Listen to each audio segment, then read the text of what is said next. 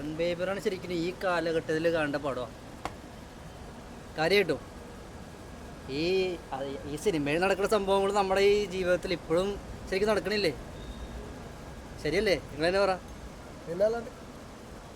ഇപ്പം എനിക്ക് ഈ സിനിമ കണ്ടപ്പോൾ എനിക്ക് തോന്നിയതെന്നറിയോ, റിപ്പോർട്ടർമാർ കാണിക്കണം അത് തന്നെ കാണിക്കണം ഈ സിനിമ. പക്ഷെ നല്ല സിനിമ എനിക്ക് ഈ സിനിമയ്ക്ക് ഈ കാലഘട്ടത്തിൽ തന്നെ ഇറക്കി വരണം ഇങ്ങനത്തെ സിനിമയൊക്കെ.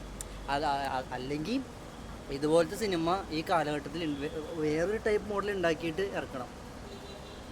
റിപ്പോർട്ടർമാർ കാണിക്കുന്നത് എങ്ങനെ, മറ്റുള്ളവരെ ഇടയിൽ കൊണ്ടുപോയി വെക്കുക, അവിടെ കൊണ്ടുപോയി വെക്കുക, വീടിൻ്റെ മുകളിലിട്ട് ഡ്രോൺ വെച്ച് പറത്തുക, അങ്ങനെ കുറേ സംഭവങ്ങളില്ലേ, അതുപോലെ തന്നെ.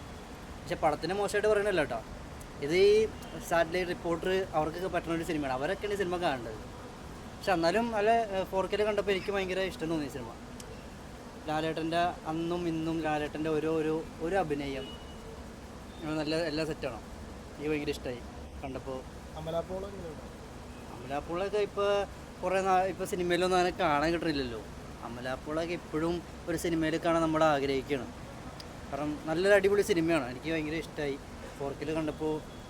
അത് അല്ലെങ്കിൽ ആ സിനിമ എപ്പോഴും നമ്മൾ കാണുന്നതാണല്ലോ, തിയേറ്ററിൽ വലിയ സ്ക്രീനിൽ കണ്ടപ്പോഴും. അതൊന്നും പറയല്ല, അടിപൊളി.